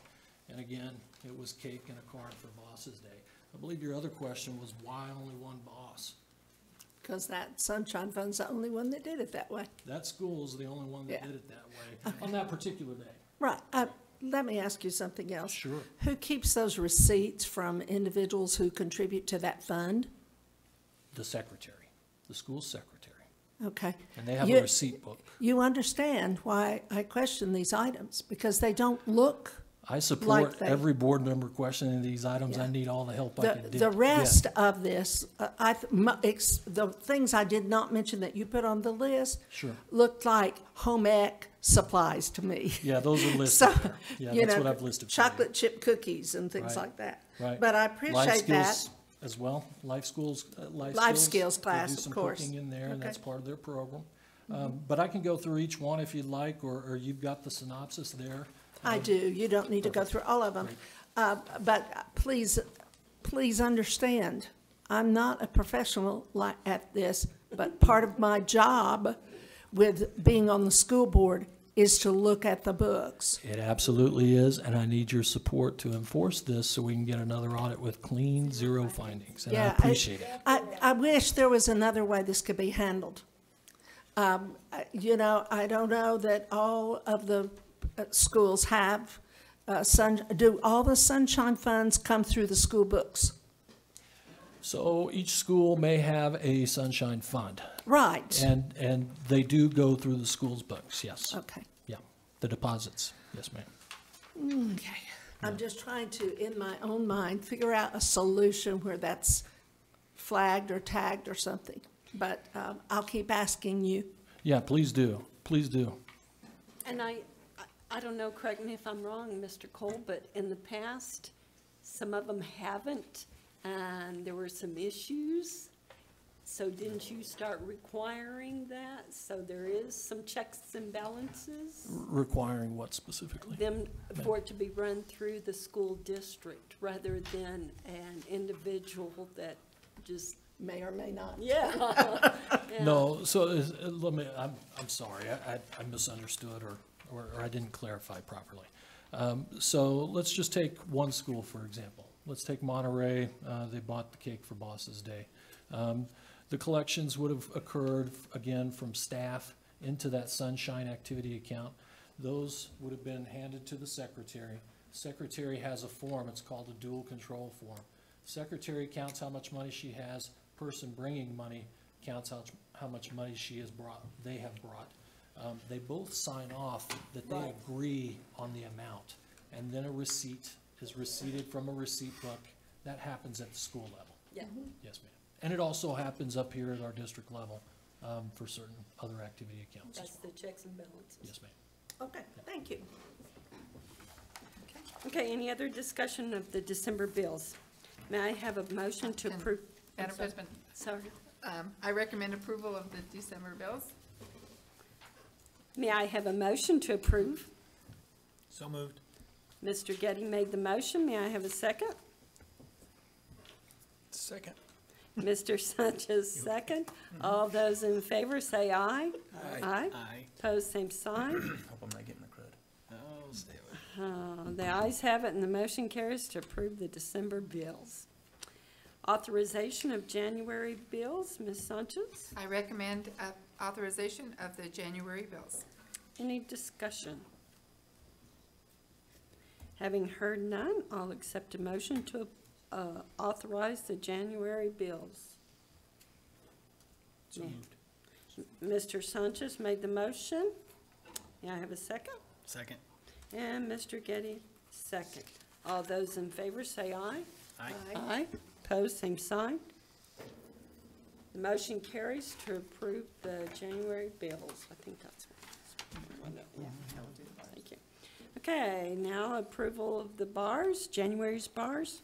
Madam President, members of the board, I recommend approval of the January bars. Any discussion?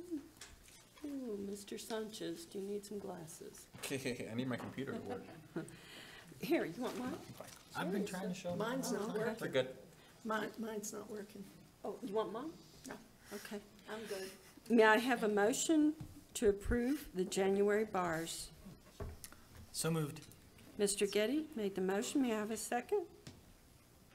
Second. And Mr. Sanchez, second. All those in favor say aye. Aye. Aye. Pose same sign. Ayes have it. The motion carries to approve the January bars. Now we'll go on to reports. Ms. Sanchez. Okay. Madam President, members of the board, we have already, thank you for moving Mrs. Krim to the beginning of the agenda. We have completed that. And inside your board packets, we also, I just wanted to let you know, we'll be beginning our spring campus visit. So the principals have all been aware of it, and the information has been shared with all of the teachers. As the two groups, the two teams will go out and support the schools in continuing to work on their 90-day plan and visit classrooms and provide feedback with the principals at the end of each one of those campus visits. And that will conclude my reports. I know I had mentioned to you earlier that I would like to attend just for the sake of seeing what I'm missing. So would that be an option? Madam President, members of the board, absolutely. If you just notify me on which campus visit you would like to attend, we will get with the principal to share that information, and absolutely you can see how the process goes as we do these campus visits. Perfect. Okay. Now on to business and finance, the RPFs and the BI and the bids. Mr. Gold. Yes, ma'am. So a request for proposal and bids, we have none other than the one that we just talked about with our ELL program. Thank you. Is that it? Yes, ma'am, that was Oh, quick. thank you, Ms. Sanchez, thank you, Painless. Mr. Look Cole. at the time. I know. This is impossible. This is not right. Okay, Human Resources, Mr. Byrd. Madam President Kirk, Superintendent Sanchez, members of the board, in your packet you have the monthly personnel actions of new hires for certified personnel, any resignation list, and then obviously our non-certified personnel, new hires, and resignations. Mr. Byrd, one question for you on this. So when we have the final numbers, are these numbers reflective of positions being filled by certified teachers, or are we also accounting for full-time subs? On what list are you looking at? On the list that we have open teacher positions. So- the question that was brought to me was, are these certified, is everybody that's in the classroom that we're not counting against certified, or are we also saying if we fill a classroom with a permanent sub, then we take it off of the list? No. Okay. These are current openings as of today that may have a long-term sub in them, but they're But, okay. reflected here, yes, sir. Perfect. Good question. And they're hireable. Yes, ma'am. Yes, okay. Do we know how many permanent subs we have out of the 36? Or we got a majority of? I can get it specific for you. I want Would to you say we're mind next real. time so we can kind of see how Yeah, the? no, and we run a long-term sub-report every month also through payroll, so I'll be more than happy to get that information to you. I would venture to say most of the positions do have a long-term sub. There are some instances where we may only have a sub in there for 2 or 3 weeks, and then somebody else comes in. But for the most part, what we've tried to do is secure a person who will be kind of that mainstay until we can get it filled with, a highly qualified. Gotcha. Okay. Thank you. Thank you. On to federal programs, Mrs. Cole. Good evening, Madam President Kirk, Superintendent Sanchez, members of the board. I am here to present the SSAE grant, and so you'll find that through New Mexico's new ESSA plan, more and more of our federal dollars that we receive are going to become competitive. So this SSAE grant was a student support and academic enrichment grant. It was released by the PED last semester. Roswell applied for $310,423, and we just found out we were awarded $310,000. So, the first component of the grant is to support and sustain our grads program. So we'll be able to continue that at University High School. And one of the other things that you'll notice as we apply for more and more of these monies is that they're looking for ways that we are utilizing our community resources that we have in place, that we're leveraging community agencies and providing services so that we're not duplicating services, asking for more funds for things that are already in place. And so we already have some great evidence-based programs in our schools with our community agencies. So we are going to be partnering some more, and I'm so glad to have Wings for Life here tonight. So we, as a part of this grant, Wings for Life will be expanding access to students at the elementary schools with the Building Assets program. And at the middle schools, they're already at Mesa Middle School, and so they'll be able to expand access through the Y-Try program. And I just want to point out that Lauren was one of my former students many years ago, and so now she's working with Wings for Life with our students in the schools. And we're also partnering with CASA. CASA has 2 great programs, Boys Leadership and Girls Circle, and we're going to provide access to our middle school students. Hopefully we're going to start at Mesa Middle School to provide access to those 2 programs through CASA. And I don't know if we have anybody from CASA here tonight? No? Okay. Also, we work closely with Michael Gutierrez from our JPO office, and I have to recognize him. Mr. Gutierrez is the supervisor at JPO's, and so I work with him very closely on attendance, and through this grant, we're looking at reducing our exclusionary discipline rates with an emphasis on students with drug and alcohol-related infractions. So what we want to do is decrease the number of second-time offenses. We want to provide some intervention support services for students who have those infractions so that we're decreasing the number of referrals that go to the JPO office and trying to keep those kids in school. So we'll be receiving some money for support for decreasing those exclusionary discipline for drug and alcohol-related infractions.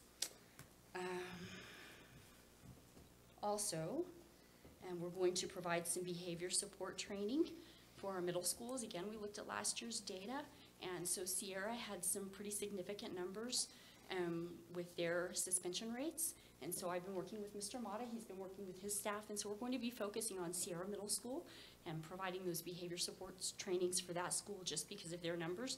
And I know that his staff is on board with that as we've had ongoing conversations about it.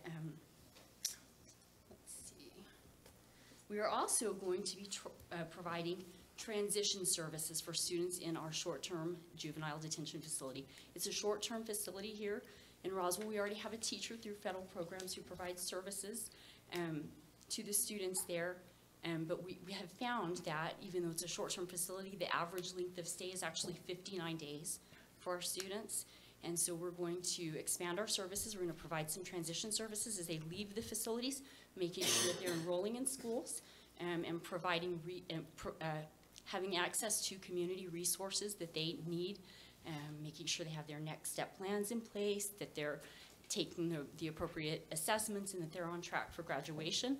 We're also going to start providing arts instruction to our students in that juvenile detention facility. And that's it. I'm sorry, you said 59 days is the average? Yes, ma'am. Yes, ma'am. Out of school, 59 days. What's the age, the youngest?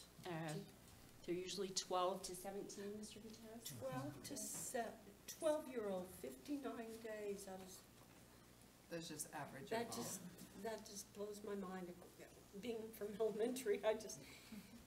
Yes. And I want to point out to Mr. Gutierrez is here, and I was at a meeting with him earlier today, and he said that during the month of December, he received, I don't know if you want me talking about this, but 63 citations for juveniles in the community, so it was pretty significant. Usually their highest number that they receive is in October, and so this year it's kind of increased each month. So it was October was high, and then November was a little bit higher, and December was higher, and most of the citations actually come from the schools. And so Mr. Gutierrez hypothesized that perhaps because we didn't release until December 22nd, we had a few more referrals in December going to the JPO office.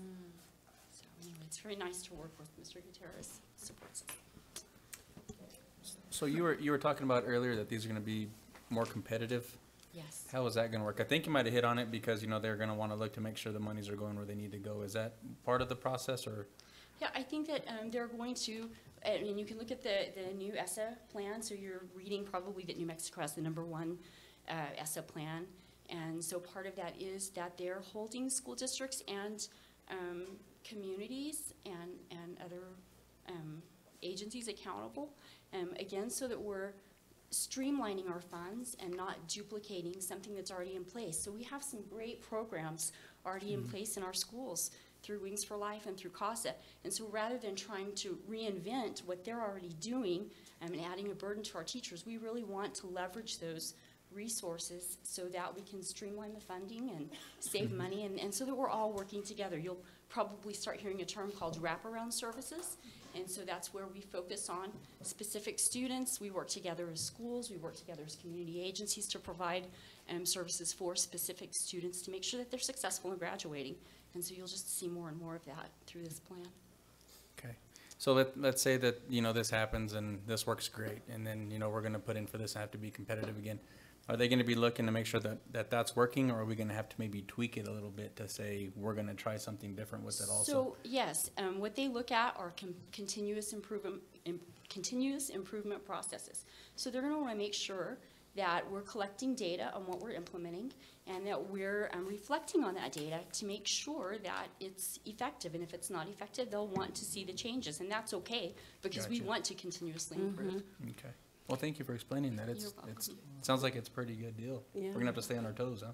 Oh, I'm a great supporter of Wings for Life. It was in my school when I was at Valley View, and I just think it's an awesome program.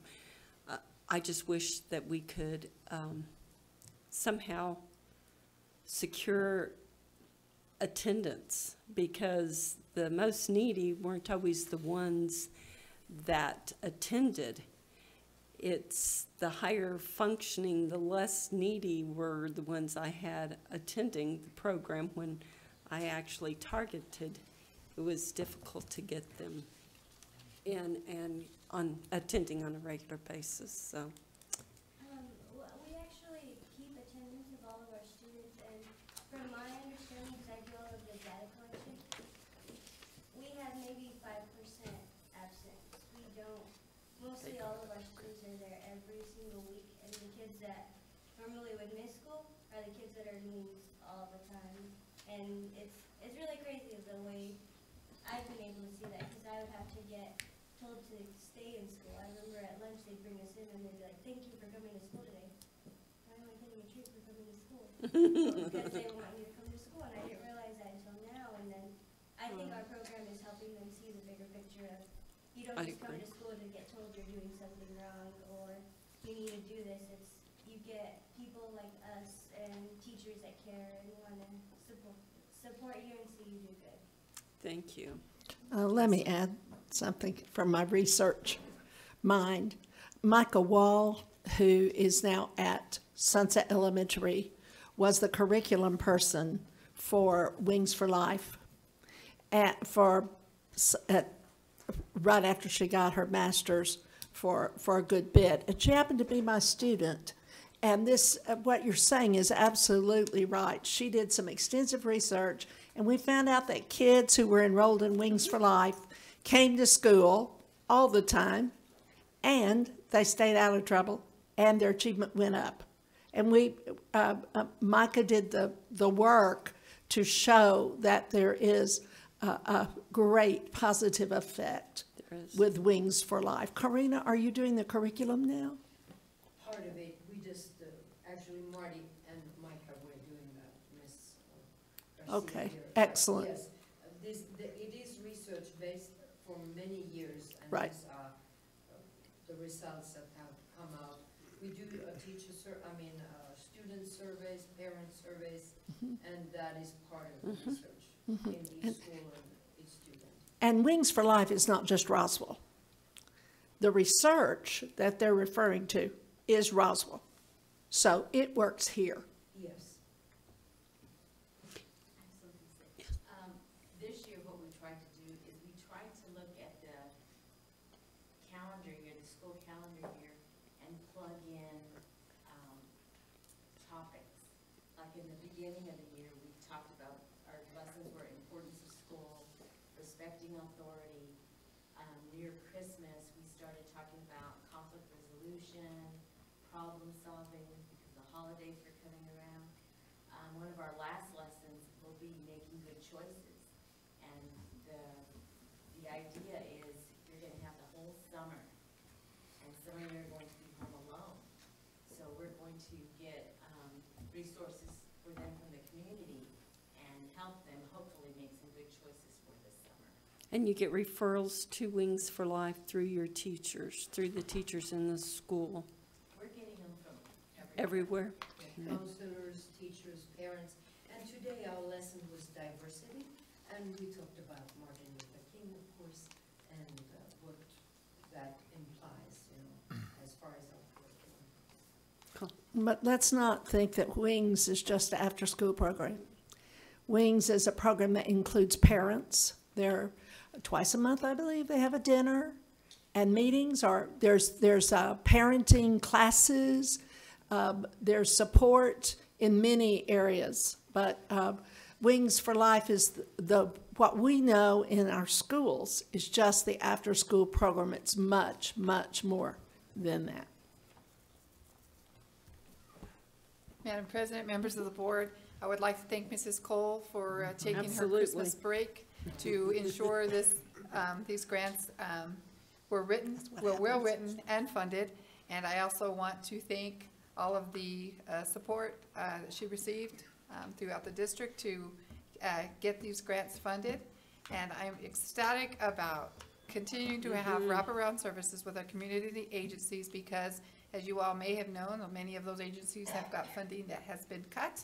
And we're at the rinks of trying to see what they could do to continue to support all of the schools they do in our district. We do know that there's a correlation between the services that they receive and contribute to our schools for the success of our kids. And I am just grateful for that. We have a grant that also now includes our agencies because we've never had that before, where we could reach out and provide funding to continue the support of our model programs with Wings for Life, CASA, JPO through the Comprehensive Strategy Board that Mr. Tackett and Mrs. Cole serves on in our community to keep up with the trends that are happening, that our students are struggling with. And I believe with these dollars, we're just going to be able to continue doing that great work. So on behalf of the Roswell Independent School District, thank you to all of those agencies that provide those supports and for getting this $300,000+ for this grant. Yes. So we'll be bringing back reports. Anytime you get federal dollars in grants, we also have an accountability piece to show success. And so I'm looking forward to working with Mrs. Cole and these agencies to continue providing success with the programs as we deploy these grants and keep the board updated on the progress that we're making with all of these initiatives. It's ambitious to have all of these different agencies doing different things for our kids as we cohesively bring them all together to help out our classroom teachers in our school increase student achievement. So thank you. Awesome. Thank you, ladies. Thank you. And that, Yes, yeah, absolutely. and that concludes our district reports. Okay, now we'll move on to board reports, new and unfinished business. Okay, committee reports, we'll move on to, we'll do board reports. And I'm in a reverse order, 2018, and since Miss, yes, 2018, I'm in a reverse order. So, Dr. Pittman. All right, this is weird because I thought I was going to be the closing curtain since my colleague James Edwards is not with us. And I do want to admit that I did get a text from him, a 2-word text with an exclamation point on Monday, January the 8th, and it said, "Roll Tide."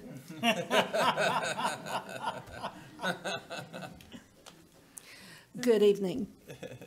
I was appointed to this board in August of 2017. I took the position with one thing in mind, and that's the children, parents, and teachers of this district. To me, the most important people in this district are the parents, the children, and all those who work with children on a day-to-day basis at our school sites. We have some of the finest men and women in the trenches and classrooms and as building administrators and support staff that I've seen in my 39-year involvement in public education. I believe in public schools. My own daughter is a teacher in a public school in another state. I was a public school teacher. All of my children and grandchildren went to public school.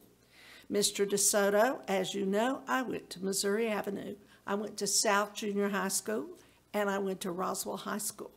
And I want to commend particularly Nancy Lopez Elementary and Sierra Middle, their administrators and staffs for stepping up to the challenge to fix those schools because it's about the children. So I wonder why children are afraid to come to school, as evidenced by our bullying survey. I wonder why there seems to be tension and constant change in our upper administration, particularly in the last year. Can't children learn to get along and work together? Can't adults learn to get along and work together? I wonder. Being an effective administrator does not have much to do with popularity. Being an effective administrator has to do with getting the job done in a professional, honest manner. I wonder what would happen if administrators, teachers, and students were held accountable for following policy. Policy adherence is not just for some teachers and administrators. Policy adherence is for all our ISD employees. I wonder why we have children that can't read. I wonder why we have schools that are failing and have been failing, and no one seems to care enough to do what it takes to make sure all children are learning what they should be learning at the pace they should be learning. I'm heartened by the messages that we got from Mr. Mata and Mrs. Ingram tonight. If I were the parent of a high school student in this district, I would be at the door of the school demanding answers. I wonder why the test scores at our high schools don't improve. Last year, now I'm going to be negative. Mr. Edwards is not here to talk after me this time. We heard, we got a book with all the test scores in it, okay? And it was, oh, we had 25% of our students were proficient. What does that leave? Last year, one high school had 65% of the students score not proficient in reading. That same high school had 85% of the students score not proficient in math. And that's the good news. In another one of our high schools, 75% of the students scored not proficient in reading, and 93% scored not proficient in math. Even more deplorable is the result from our high school whose purpose is to help students who, for one reason or another, have some difficulties in their academic or social status. That school actually improved its scores last year. They went from 99% of the students being not proficient in math to 95%. At least it's a start. In reading, the score of 98% not proficient improved to 91%, and I hope they continue to improve. From what we heard tonight, they have a plan. Are these abysmal scores because we changed tests or we went to Common Core? Forget those excuses. Not every one of our students will go on to college. They shouldn't. But every one of them should leave our high schools with the knowledge and skills required for college or junior college to learn a trade. When students graduate from our high schools, they should be able to read proficiently. We are failing our students when we don't teach them to read. I wonder what it will take to make that happen. Is it possible to make positive changes? Some of the schools in our district have done that and are doing that. Kudos to you. I wonder what would happen if our district began focusing on what really matters, the future of each child. What if we put more emphasis on the arts? And I heard that from someone today.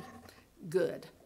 Social studies and science at the elementary level, and use the New Mexico curriculums for these areas, as well as those for English language, arts, and math. I wonder what would happen if children came to school excited to learn because the lessons were engaging, if many of them were not plugged into a computer for much of the day. I wonder what would happen if we stopped worrying so much about test scores in math and reading and started worrying about the future of our children. I wonder what would happen if students entered middle school, Mr. Mata, with the background knowledge and skills to do middle school science and social studies. What effect would it have on them down the road? I wonder. You know, we say in education, grades K through 3, we learn to read.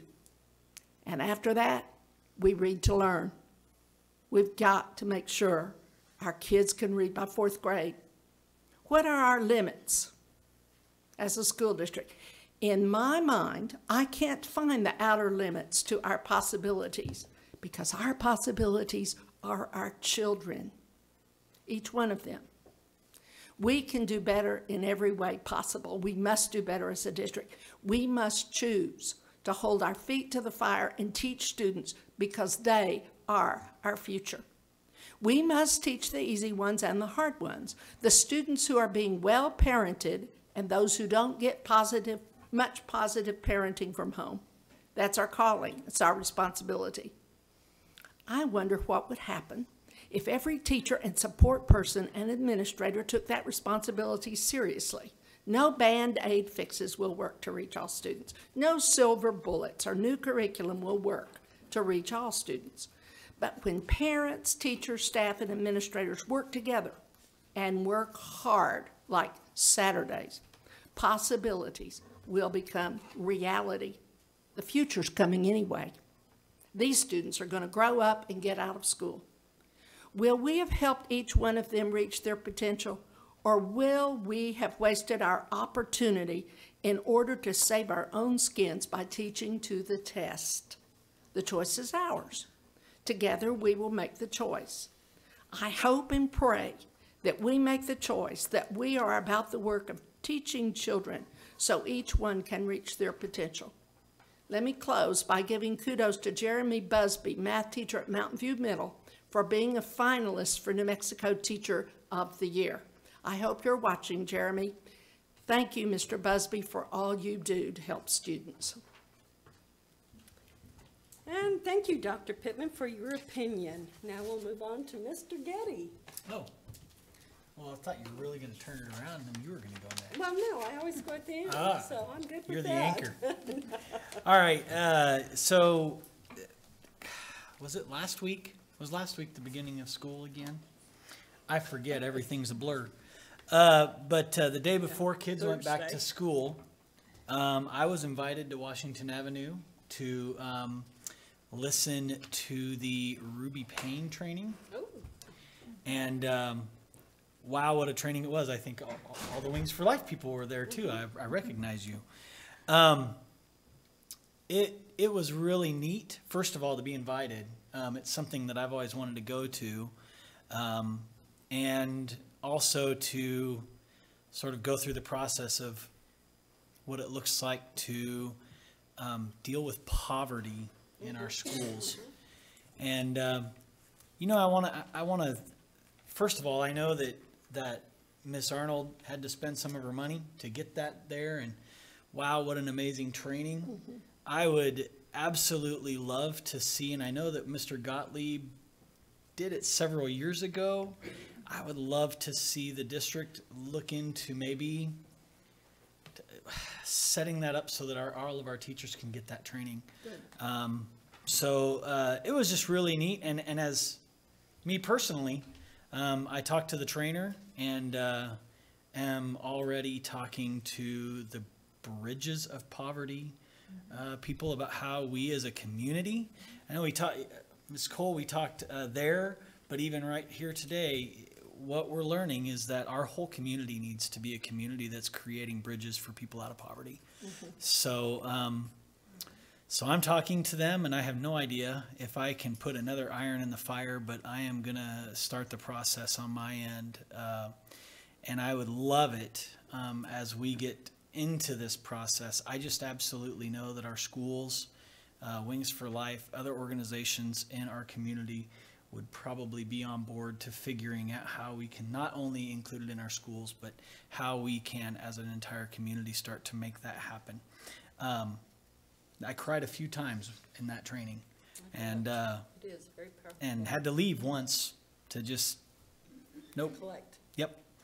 So that was really, really awesome. And thank you, Washington Avenue, for inviting me. And I had a really good time there. School got back in session. So I hope you all had a great Christmas break. And I know we have to hit the ground running. There is no time for our teachers and administrators to go, let's take a breath. Nope, because it is time. And so I'm really just here to say thank you. I always say it a lot, but I know it. You know, one of the blessings of having school is that we have kids that maybe don't get parent support, maybe don't get meals on a regular basis, and when they go to school, they do. And also, you know, you guys work so hard, August to December, to get all of these children moving in the same direction. And then they go away for 3 weeks, and now they have to come back, and you have to work to get them moving in the same direction, because within a small amount of time, we're going to be testing them, and we're going to be doing this, and we're going to be doing that.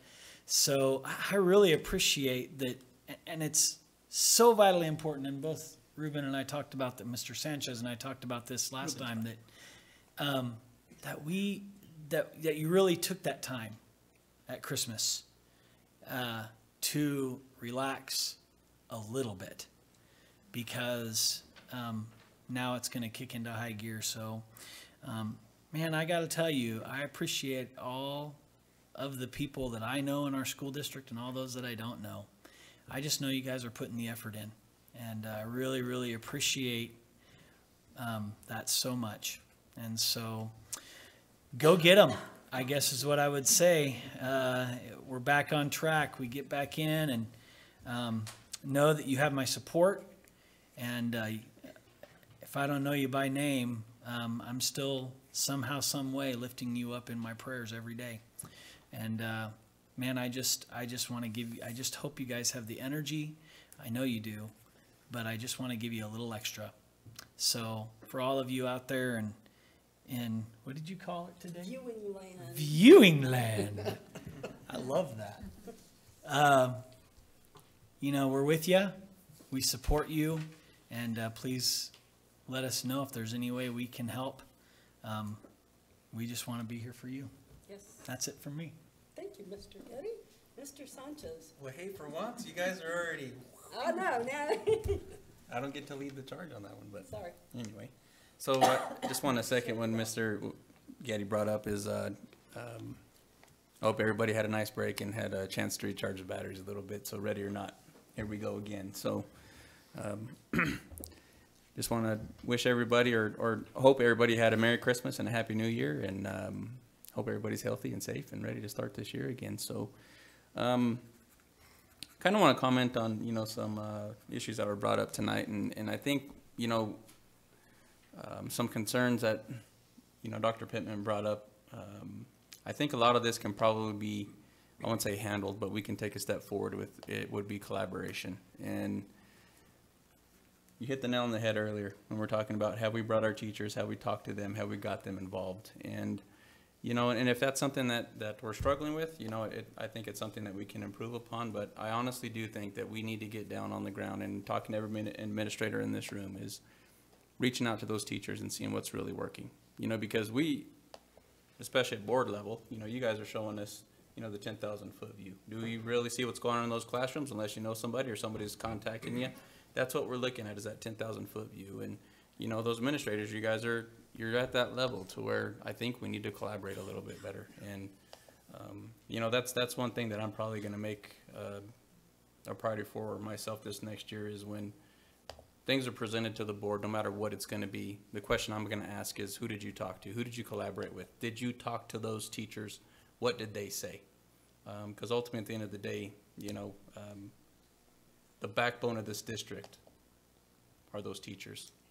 And, you know, we can't forget about our maintenance crews. We can't forget about our food services. I mean, everybody makes this wheel go round. And, you know, one thing that I think that we can improve upon is maybe collaboration. So, Superintendent Sanchez, if we can, you know, let's try and find every method possible to collaborate at the lowest level, and then, you know, work our way up. So when we ask those questions, you know, we know we're getting the view from every teacher in this district. I won't say every teacher. And I also understand, too, that everybody thinks a little bit different. Not everybody's going to be on the same page. But at least we can say we tried, we talked to the people, and this is what we think. And this is the process forward that we think we should move. So anyway, I just want to kind of hit on that. And so another concern that did come up to me, this past break is, you know, we're talking about, you know, programs that were brought up during this board meeting, and one that came up was gifted.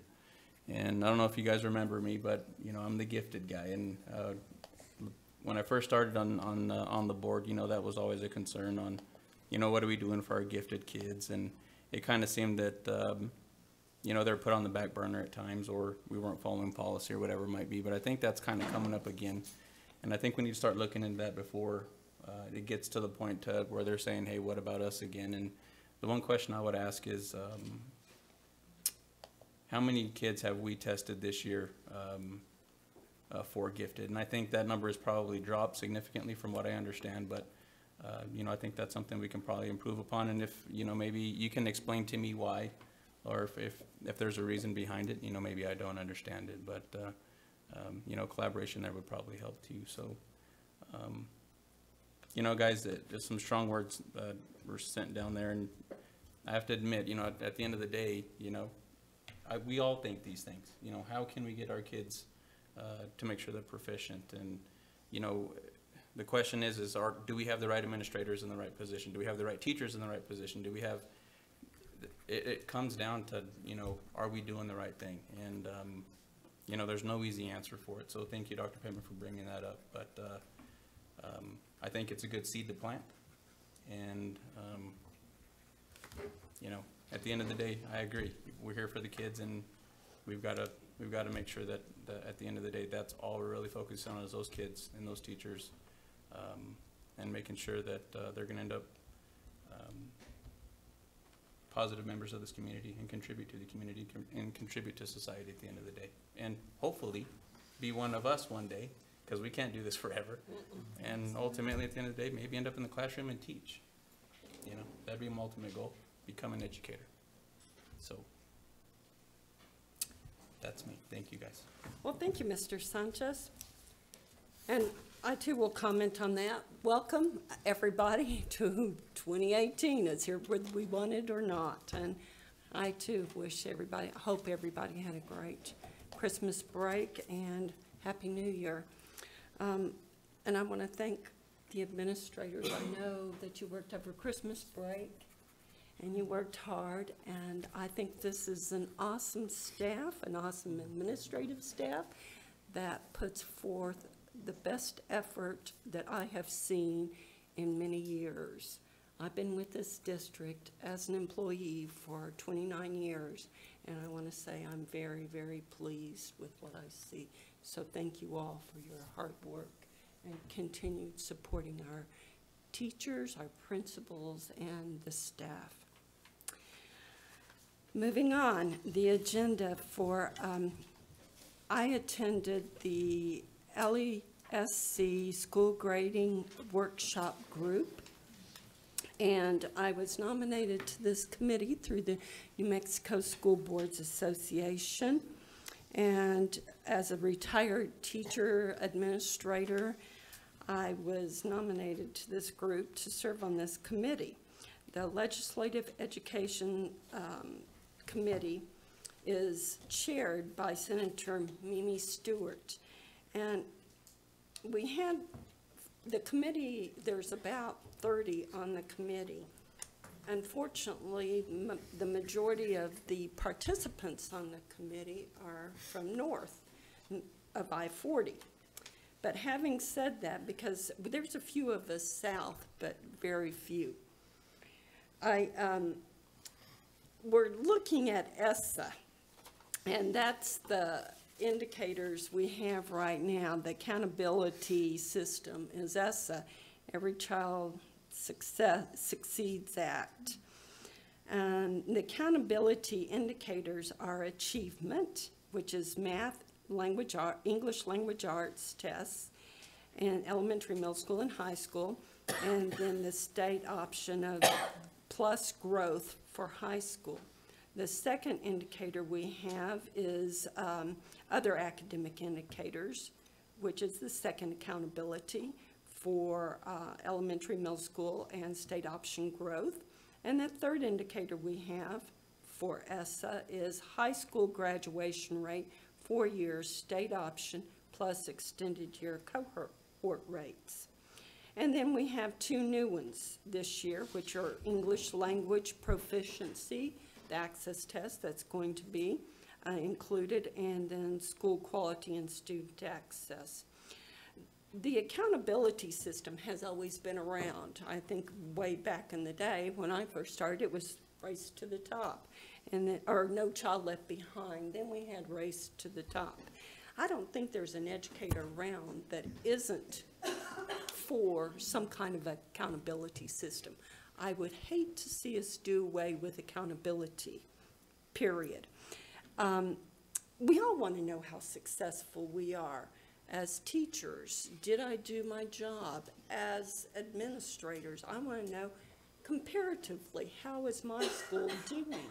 So doing away with any kind of indicator, the school report card specifically, that's what group I'm on, would be a failure to our students, our staff, and our community. So I am definitely in favor of keeping the accountability system, maybe not intact, because I would like to see some modifications. Having said on this committee, and we've had 2 meetings now, it's apparent to me that we are, like you said, comparing apples to oranges. Yes, I want the best education for my child, who is a freshman at Goddard. I want the best education for every child in Roswell. And right now, our school rating system is all over the place. How can we be rated 49th or 48th in the union when our ESSA is, this was so eye-opening for me, I just about said, what? How can we, who says we're 48th or 49th in the union? How do we have that label? The school rating system. In the school rating system, we have 18 states, 18 that do descriptive. We have 13 states, including New Mexico, that has A through F. We have 8 states that have index 0 to 100. We have 5 states that do some kind of a stars rating system, 1 through 5. And then we have 4 states that do a dashboard, colors for indicating how their school is doing. Now tell me, and Ms. Cole, you're right. We've heard that New Mexico has the best ESSA program, but it's all over the spectrum. How can we be the lowest scoring? And I asked that question, and they said, well, one indicator is the NAEP test, and I guess the NAEP test is presented in 4th, 8th, and 10th, am I correct? Okay, that's one indicator, just one. But for the rest of it, it's a dashboard. It's a descriptive. It's an A through F.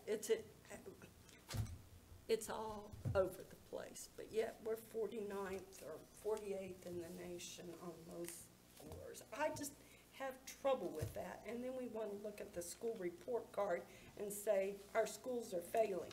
No, our nation is failing. Yes. Our nation is failing to look at how our standards are written and how we can help, not make it punitive.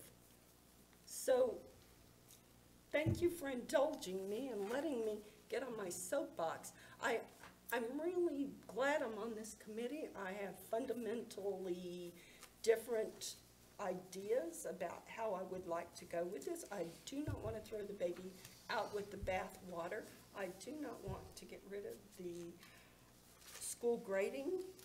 I do not want to get rid of accountability, but I do want some consistency. Yeah, I get it. ESSA is supposed to give more autonomy back to the district, but when we're rating, when New Mexico is ranked 49, I don't think that's a great picture. I just don't think that's exactly who we are. I think we're much, much better. And having said that, I will end my soapbox and say, you know what? I think Roswell and I think New Mexico is doing a great job. Yes, we're a welfare state, but I think we're doing the best job with what we're given. So, you know, our parents send their best to us. Every parent thinks their child is the best, and that's what we get. It's our job to move forward with their best. So, thank you so much. We'll conclude the board meeting on that note.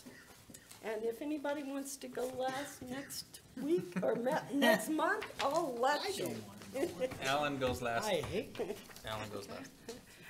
Okay, so next month, then we will start with Miss Redwards and move down. Okay. May I have a motion to end this board meeting? So moved. Dr. Pittman made the motion. May I have a second?